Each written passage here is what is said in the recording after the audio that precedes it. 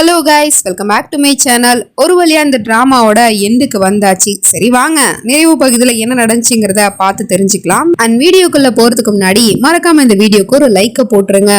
Last பார்ட்ல நம்ம ஹீரோயினிய கட்டாயப்படுத்தி விஷாக்கா தான் மகனுக்கு கல்யாணம் பண்ணி வைக்க பாக்குறா. கல்யாணமுமே நடக்குது. அவளுக்கு சுத்தமும் விருப்பம் இல்ல.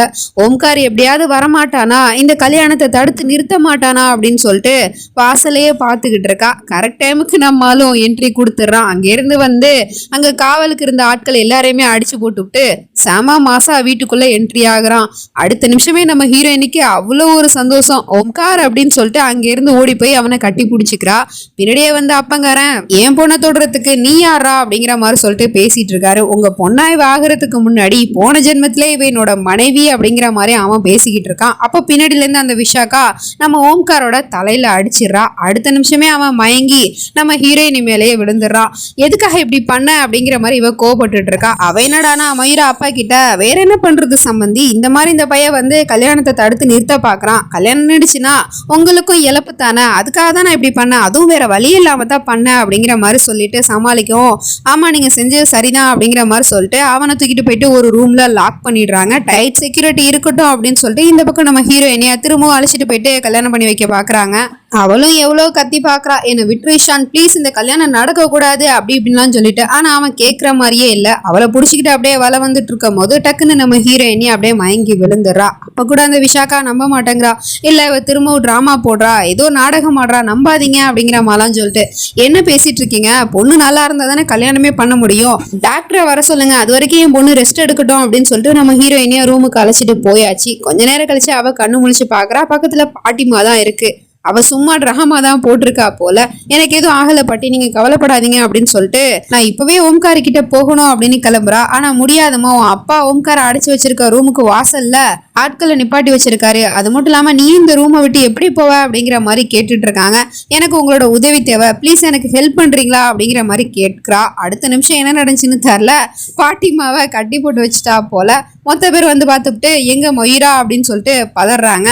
அவங்க என்னடானா ஒரு கதை விட்டுட்டு இருக்காங்க. இந்த மாதிரி அவ மயக்கமான மாதிரி நாடகம் தான் போட்டிருக்கா, என்னையும் இங்க கட்டி போட்டுட்டு அந்த ஓம்கார் கூட தப்பிச்சு போயிட்டா அப்படிங்கிற மாதிரி சொல்லிக்கிட்டு இருக்காங்க. உடனே அவங்கள போய் பிடிச்சாகணும் அப்படின்னு சொல்லிட்டு மொத்த பேருமே கிளம்புறாங்க. ஆனா நம்ம ஹீரோயினி எங்கேயும் போல, அதே வீட்டுல அதே ரூமுக்குள்ளதான் அங்க இருக்கிற பாத்ரூம்ல தான் ஒளிஞ்சிருக்கா. ஸோ இவளோட பிளான் என்னன்னா, அந்த வீட்டுல இருக்கிற எல்லாரையுமே வீட்டை விட்டு துரத்திட்டு அதுக்கப்புறமா நம்ம ஹீரோவை காப்பாத்த போலாம் அப்படின்னு சொல்லிட்டு தான் இப்படி பாக்குறா. ஸோ அதே மாதிரி எக்ஸிக்யூட் பண்ணி அந்த இடத்துக்குமே வந்துட்டா. நம்ம ஹீரோவை அடைச்சு வச்சிருக்க இடத்துல வந்து பார்த்தா ஆட்கள் நின்றுட்டு இருக்கானுங்க. உடனே இவன் என்ன பண்றானா, அங்க இருக்கிற கர்ட்டனை வந்து எரிச்சு விட்டுறா. ஸோ நெருப்பெரியுதுன்னு சொல்லிட்டு இவனுங்க இந்த பக்கம் ஓடுன சமயமா பார்த்து நம்ம ஹீரோயினி ரூமுக்குள்ள வந்துட்டா. நம்ம ஹீரோயினியை பார்த்த உடனே அவன் நம்ம ஹீரோயினி கிட்ட மன்னிப்பெல்லாம் கேட்டுக்கிட்டு இருக்கான். போன ஜென்மத்துல நான் உனக்கு ரொம்ப கஷ்டத்தை கொடுத்துட்டேன், ஆனா இந்த ஜென்மத்துல நான் உனக்கு நீ சலிக்கிற அளவுக்கு சந்தோஷத்தை கொடுக்க போறேன் அப்படிங்கிற மாதிரி சொல்லிட்டு அங்க இருந்து அவளை கூட்டிக்கிட்டு எஸ்கேப் ஆகி வெளியே வந்தா இவனுங்க கண்ணில் மாட்டிடுறான். ஸோ அதனால அவனுங்க ரெண்டு பேரையுமே அடிச்சு போட்டுட்டு அங்க இருந்து ஓடி எஸ்கேப் ஆகி வீட்டை விட்டு தாண்ட போறாங்க. அப்பன்னு பார்த்து கரெக்டா அந்த விஷாக்கா வந்து வெல் டன் ஓம்கார், நல்லா பிளான் போட்டிருக்கீங்க ரெண்டு பேரும் அப்படிங்கிற மாதிரி சொல்லிட்டு வந்து நின்றுட்டு இருக்கா. அப்புறம் நீ இங்கேருந்து மயூராவை தப்பிச்சுட்டு போகிறதுக்கு முன்னாடி ஒரு நிமிஷம் இதை பார்த்துட்டு போ அப்படிங்கிற மாதிரி சொல்லிட்டு இருக்கா. என்னடான்னு பார்த்தா அங்கே இவனோட அம்மா அப்புறம் ஃப்ரெண்டுக்காரியை கடத்திட்டு வந்துட்டா போல. அவங்க கழுத்தில் கத்தியை வச்சு மாட்டிக்கிட்டே இருக்கா. இவங்களை நான் கொலை பண்ணிடுவேன் நீ இங்கேருந்து தப்பிச்சு போனா அப்படின்னு சொல்லிட்டு. உனக்கு ஏன் கூட தானே பிரச்சனை, நீ எதுக்காக என்னோட அம்மாவையும் ஃப்ரெண்டையும் இப்படி பிடிச்சி வச்சிருக்க, அவங்கள விட்டுரு அப்படிங்கிற மாதிரி சொன்னா. இல்லை உனக்கு அது மாதிரி சொல்றதுக்கெல்லாம் வாய்ப்பே கிடையாது, அதை நான் உனக்கு கொடுக்கவும் மாட்டேன். உனக்கு வேணா நான் ரெண்டு ஆப்ஷன் தரேன், ஒன்று உன்னோட மயூராவை காப்பாற்றணும், இல்லைன்னா உன் குடும்பத்தை காப்பாற்றணும், நீ யாரை தேர்ந்தெடுக்க போற, உன்னோட குடும்பமா இல்லை மயூராவா அப்படிங்கிற மாதிரி சொல்லிட்டு கேட்டுட்டு இருக்கா. நம்ம ஹீரோயினியா கொஞ்சமும் யோசிக்காம சொல்லிடுறா, நீ உன்னோட குடும்பத்தையே தேர்ந்தெடு ஓம்கார், ஏன்னா இவ எப்படியும் என்ன அவளோட பையனுக்கு கல்யாணம் பண்ணி வைக்கிற மாதிரி பண்ணி வச்சு அதுக்கப்புறம் அவர் ஆக்சிடென்ட்ல என்ன சாகடிக்கலாம் தான் அவ பிளான் போட்டு வச்சிருக்கா, அதனால நான் எப்படியும் செத்துருவேன் அப்படிங்கிற மாதிரி சொல்லிட்டு இருக்கா. இதை கேட்ட உடனே அப்பா ஷாக் ஆகுறாரு. என்ன விஷாக்கா மேடம் என் பொண்ணு சொல்றா, அவ சொல்றதெல்லாம் உண்மையா அப்படிங்கிற மாதிரி கேட்டா அவளும் டக்குன்னு சிரிச்சுக்கிட்டு ஓ மை காட், இதுக்கப்புறமா என்னால் நடிக்க முடியாது, நானும் எவ்வளவு ஸ்வீட்டா அவங்க கிட்ட நடந்துக்கிறது, சம்மந்தின்னு சொல்லிட்டு பேசிக்கிட்டு, ஆமா இவ சொல்றது உண்மைதான், அவளை கொல்லணும்னு நான் ஏற்கனவே பிளான் போட்டுட்டேன், அதுக்காக தான் அந்த கல்யாணத்தையே பண்ணி வைக்க போறேன் அப்படிங்கிற மாதிரி டைரக்டாவே சொல்லவும் அவருக்கு கோவம் வந்துருது. விஷாக்கா அப்படின்னு சொல்லிட்டு ஓங்க போறாரு. என்னது விஷாக்காவா? இது வரைக்கும் விஷாக்கா மேடம்னு சொல்லிட்டு இருந்தீங்க, இப்ப பார்த்தா ஒரு சம்மந்திய விஷாக்கான்னு பேரு சொல்லி கூப்பிடுறீங்க. இதை உங்ககிட்ட இருந்து நான் எதிர்பார்க்கல. எனக்கும் அவளுக்கும் பழைய கணக்கு இருக்கு, அதாவது 20 வருஷத்துக்கு முன்னாடியே அப்படிங்கிற மாதிரி சொல்லிட்டு இருக்கா. இதை கேட்டு அம்மாவுக்கும் ஒன்றும் புரியல, அதாவது நம்ம ஓம்காரோட அம்மாவுக்கு. அவங்களும் கேட்குறாங்க, என்னப்பா அவ பேசிட்டு இருக்கா, 20 வருஷத்துக்கு முன்னாடி அப்படி என்ன இவளுக்கும் உனக்கும் பகை, அப்படி பிறக்கவே இல்லையே அப்படிங்கிற மாதிரி சொன்னா, இவன் போன ஜென்மத்துல இதே உருவத்துல இதே பேரோட இவங்க 2 பேருமே பிறந்திருந்தாங்க. அப்ப இவனாலதான் என் தம்பி செத்தான், அதுக்காக தான் நான் இவங்க 2 பேரையும் என்னோட கையால கொலை செஞ்சேன். ஆனா மறு ஜென்மம் எடுத்து திரும்பவும் இங்க வந்து நிக்கிறாங்க என் முன்னாடி. இப்ப இவங்களை நான் திரும்பவும் என்னோட கையால கொலை பண்ண போறேன் அப்படிங்கிற மாதிரி சொல்லிட்டு இருக்கா. ஸோ இதை கேட்டு பையனுக்கே ஷாக்கா தான் இருக்கு. என்னமா சொல்லிட்டு இருக்கீங்க, 20 வருஷத்துக்கு முன்னாடி போன ஜென்மம் மறு ஜென்மம் பேசிக்கிட்டு இருக்கீங்க, இதெல்லாம் உண்மையா அப்படின்னு கேட்டா, ஆமா உண்மைதான், இவனாலதான் என் தம்பி செத்து போனா, அதனாலதான் இவனை நான் கொலை பண்ணேன் போன ஜென்மத்துல அப்படிங்கிற மாதிரி சொன்னா. அப்ப மயூராவை எதுக்காக கொலை பண்ணீங்க அப்படின்னு கேட்டா, ஏன்னா மயூரா இவங்க கூட சேர்ந்து என்ன அழிக்கிறதுக்கு பார்த்தா, அது மட்டும் இல்லாம நெருக்கமானவங்க இறந்தா அதோட வலி எப்படி இருக்குங்கிறத நான் இவனுக்கு கொடுக்கணும்னு ஆசைப்பட்டேன், அதனாலதான் 2 பேரையுமே நான் கொலை பண்ணிட்டேன் அப்படிங்கிற மாதிரி சொல்லிட்டு இருக்கா. ஆனா அதான் முடிஞ்சு போச்சே, போன ஜென்மத்திலே இவங்க 2 பேரும் நீங்க கொலை பண்ணிட்டீங்களே, இப்பவும் எதுக்காக இந்த மாதிரி பண்றீங்க அப்படின்னு கேட்டா, உனக்கு எதுவுமே தெரியாதுப்பா, ஒருவேளை நான் இவங்களை இந்த ஜென்மத்துல உயிரோட விட்டேன் அப்படின்னா போன ஜென்மத்துல இவங்களை நான் கொலை பண்ணதுக்காக இவங்க என்ன பழி வாங்கிடுவாங்க, போலீஸ்ல புடிச்சு கொடுத்துருவாங்க, அப்புறம் உன்னோட அம்மா உனக்கு இல்ல, எது பண்ணாலும் உன்னோட நல்லதுக்காக தான் நான் செய்வேன், இவ இல்லாட்டி என்ன உனக்கு கியூல நிறைய பொண்ணுங்க வந்து நிப்பாளுங்க, நானே உனக்கு நல்ல பொண்ணா பார்த்து கல்யாணம் பண்ணி வைக்கிறேன் அப்படிங்கிற மாதிரி சொல்லிட்டு பையனையே ஆஃப் பண்ணி வைக்கிறா. அப்புறம் சரி ஓகே, போன ஜென்மத்துல நான் உங்களுக்கு ஒரு வாய்ப்பு கொடுத்தேன் இல்லையா உங்களோட உயிரை காப்பாத்திக்கிறதுக்கு, அதே மாதிரியே இந்த ஜென்மத்திலே நான் உங்களுக்கு ஒரு வாய்ப்பு கொடுக்க போறேன் அப்படிங்கிற மாதிரி சொல்லிட்டு ஒருத்தனை வர சொல்றா. அவன் வந்து கத்தி சண்டை போடுறவன் போல. உங்க 2 பேருக்கும் தான் கத்தி சண்டை போடுறதுனா ரொம்ப பிடிக்குமே, அதுல நீங்க சாம்பியன்ஸ் வேற, ஸோ அதனால இவன் கூட நீங்க சண்டை போடணும், இவனும் சும்மா இல்ல, இவனும் பெரிய சாம்பியன் தான், ஒருவேளை இவன் கூட சண்டை போட்டு உங்களோட உயிரை நீங்க காப்பாத்திக்கிட்டீங்கன்னா அதுக்கப்புறம் யோசிப்போம் உங்களை உயிரோட விடலாமா வேணாமாங்கிறத பத்தி அப்படின்னு சொல்லிட்டு ஃபர்ஸ்ட் மயூரா தான் இவன் கூட சண்டை போடணும் அப்படிங்கிற மாதிரி சொல்லிடுறா. ஸோ அதனால நம்ம ஹீரோயினியுமே ட்ரெஸ்ஸை மாத்திட்டு அவன் கூட வந்து சண்டை போட்டுட்டு இருக்கா. அவனும் பயங்கரமா சண்டை போட்டுட்டு இருக்கான், சுத்தி வீடெல்லாம் சுத்தி சண்டை போட்டுட்டு இருக்காங்க. ஒரு தூணை வேற கிராஸ் பண்ணிலாம் வராங்க.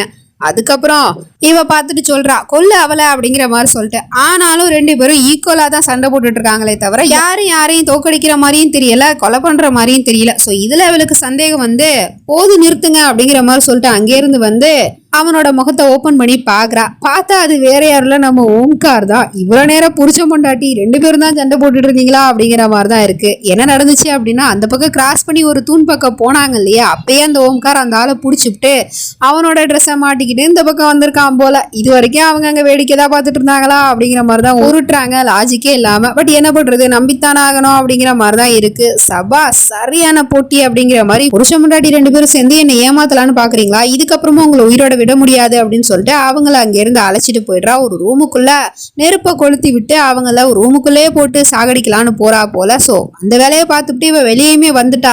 அப்பாவுக்கு பயங்கர கோவம் வருது, என் பொண்ணை கொண்டுட்டால அப்படின்னு சொல்லிட்டு ஓடி வராரு அடிக்கிறதுக்கு. கரெக்ட் டைமுக்கு அங்க போலீஸ் வந்து என்ட்ரி ஆகுறாங்க. போதும் நிறுத்துங்க அப்படிங்கிற மாதிரி சொல்லிட்டு.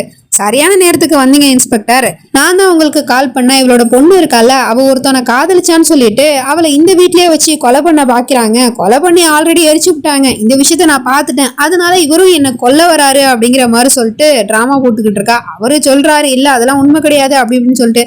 ஆனா அவங்க கேட்கிற மாதிரி தெரியல. வாங்க நான் உங்களுக்கு பாடியை காட்டுறேன் அப்படின்னு சொல்லிட்டு அழைச்சிட்டு உள்ள போய் காட்டுறா. பார்த்தா அங்க பாடியும் காணும் ஒண்ணும் காணும். ஏன்னா அங்க ஆல்ரெடி நம்ம ஹீரோயினி 2 பேருமே எஸ்கேப் ஆகி வெளியில இருந்து வந்துகிட்டு இருக்காங்க. பாடி கிடைக்க போறது கிடையாது, ஏன்னா நாங்க இங்க இருக்கோம் அப்படிங்கிற மாதிரி சொல்லிட்டு. ஆக்சுவலி என்ன நடந்திருக்கு அப்படின்னா, அவங்கள அந்த ரூமுக்குள்ள கட்டி வைக்கும் போது அவளோட பையங்காரனும் அங்கதான் இருந்திருப்பான். ஸோ அவ கட்ட இவன் இந்த பக்கம் கயிறை வந்து அவுத்து விட்டுட்டு இருந்திருக்கான். ஸோ அதனாலதான் கயிறு கட்டு இல்லாதனால அங்க இருந்து எஸ்கேப் ஆகி வந்திருக்காங்க. ஸோ இதுதான் நடந்திருக்கு. ஏன்னா அம்மா ஒரு கொலைகாரன்னு தெரிஞ்சதுக்கு அப்புறம் அவளுக்கு எப்படி தொண போவான். ஸோ அதனாலதான் இந்த காரியத்தை பண்ணிருப்பான் போல. இவதான் எங்க 2 பேரையும் கொல்ல பார்த்தா அப்படிங்கிற மாதிரி சொன்னா அவ உடனே டிராமா போடுறா. நான் எதுக்காக இன்ஸ்பெக்டர் இவங்க 2 பேரையும் கொலை பண்ணணும், என்ன மோட்டிவ் இருக்கு இவங்க 2 பேரையும் கொல்றதுக்கு அப்படிங்கிற மாதிரி சொல்லிட்டு கேட்டுட்டு இருக்கா. அது மட்டும் இல்லாம நான் இவங்களை கொல்ல பார்த்தேன்னு சொல்றாங்கல்ல, அதுக்கு என்ன ப்ரூஃப் இருக்கு அப்படின்னு கேட்டா ப்ரூஃப் இருக்கு அப்படிங்கிற மாதிரி சொல்லிட்டு நம்ம ஹீரோ போனை காட்டுறான். அதுல இவ பேசுனது எல்லாமே ரெக்கார்ட் ஆயிருக்கு. அதாவது 20 வருஷத்துக்கு முன்னாடி இவங்க 2 பேரையும் கொலை பண்ணது, இப்போ இவங்க 2 பேரையும் வந்து கொலை பண்ண போறேன்னு இழுத்துட்டு போனது, அது எல்லாத்தையுமே ஃப்ரெண்டு காரி தன்னோட போன்ல வந்து ரெக்கார்ட் பண்ணி வச்சிருக்கா போல. ஸோ இதனால இவ வசமா மாட்டிக்கிட்டா. அங்க இருந்து அவளை இழுத்துட்டு போயிடுறாங்க. இதுக்கப்புறம் இவ ஜெயிலுக்கு போய் கழுதிங்க வேண்டியதான். அவளுக்கான தண்டனையை ஒரு வழியா 20 வருஷம் கழிச்சு வாங்கி கொடுத்துட்டாங்க. குடும்பம் மொத்த பேரும் நம்ம ஹீரோ ஹீரோனி 2 பேருக்கிட்டயுமே மன்னிப்பு கேட்கறாங்க. ஏன்னா அவங்களோட அந்த போன ஜென்மத்தோட கதை தெரியாம இவங்களா ஒரு பிளானை போட்டு 2 பேருக்கும் வேற வேற பார்ட்னரோட கல்யாணம் பண்ணி வைக்க பார்த்தாங்க இல்லையா. ஸோ அதுக்கப்புறம் ஒன்னும் இப்ப கெட்டு போகல, இப்பவும் மண்டபம் ரெடியா தான் இருக்கு. இப்பவே இவங்க 2 பேருக்கும் கல்யாணம் பண்ணி வச்சிடலாம் அப்படிங்கிற மாதிரி சொல்லிட்டு நம்ம ஹீரோ ஹீரோயினி 2 பேருக்கும் அகைன் கல்யாணம் ஆகுது. அதுவும் பேரண்ட்ஸ் சம்மதத்தோட. ஒரு வழியா நம்ம ஹீரோயினிக்கு திரும்பவும் பொட்டு வச்சு திரும்பவும் தாலி கட்டி 7 தடவை வலை வந்து அவளை கல்யாணம் பண்ணிக்கிட்டான். இதுக்கப்புறம் என்ன, இவங்க 2 பேரும் ஒரு அழகான வாழ்க்கையை இனிமே வாழ போறாங்க அப்படிங்கிற மாதிரி காட்டி இந்த டிராமா ஒரு வழியா முடிச்சிட்டாங்க. இதுல என்னத்தை சொதப்பிட்டாங்க அப்படின்னா, மறுஜென்மம் எடுத்து இவங்க பிறந்து வந்ததெல்லாம் ஓகே தான், அதே பேரு அதே முகத்தோட. ஆனா போன ஜென்மத்துல இவங்க அப்பா இவங்களோட அம்மா அவங்கள உயிரோட தானே இருந்தாங்க, அவங்கள மறு ஜென்மத்துல காட்டி இருக்கலாம். அதுவும் இல்லாம முக்கியமா அவங்களோட குழந்தை, அவ போன ஜென்மத்துல இவங்க 2 பேரும் செத்து போகும்போது ஒரு 6 வயசு குழந்தையா இருப்பா. அவளுக்கு இந்நேரம் 26 வயசு ஆயிருக்கணும் இல்லையா, அவளை காட்டி இருந்திருக்கலாம். ஆனா அது எதையுமே காட்டாம போன ஜென்மத்தோட அந்த கதையை அங்கேயே முடிச்சுட்டு இந்த ஜென்மத்துக்கு கதையை எடுத்துட்டு வந்தாங்க. சரி, அப்படியாவது இவங்க 2 பேரோட ட்ராக் வேற மாதிரி ஓடுன்னு பார்த்தா, போன ஜென்மத்துல இவங்க 2 பேரையும் சாகடிச்சா கொலகாரியை மட்டும் இந்த ஜென்மத்துல கூட்டிட்டு வந்து அவளை வச்சே கதையை எடுத்துட்டு போயிட்டு ஒரு வழியா முடிச்சிட்டாங்க. ஸோ இந்த டிராமா கதையோட ஒப்பீனியனை கமெண்ட்ல சொல்லிட்டு போங்க. நாளைக்கு ஒரு இன்ட்ரெஸ்டிங்கான கதை ஒன்று கொண்டு வர போறேன். அந்த டிராமாவை தான் நம்ம இனிமே பார்க்க போறோம். ஸோ இது வரைக்கும் போட்ட சீரியலுக்கு எப்படி நீங்க சப்போர்ட் பண்ணீங்களோ அதே மாதிரி வரப்போற சீரியலுக்கும் சப்போர்ட் பண்ணுங்க. மீண்டும் ஒரு புது கதையில சந்திக்கிறேன். அது வரைக்கும் பை ஃப்ரெண்ட்ஸ்.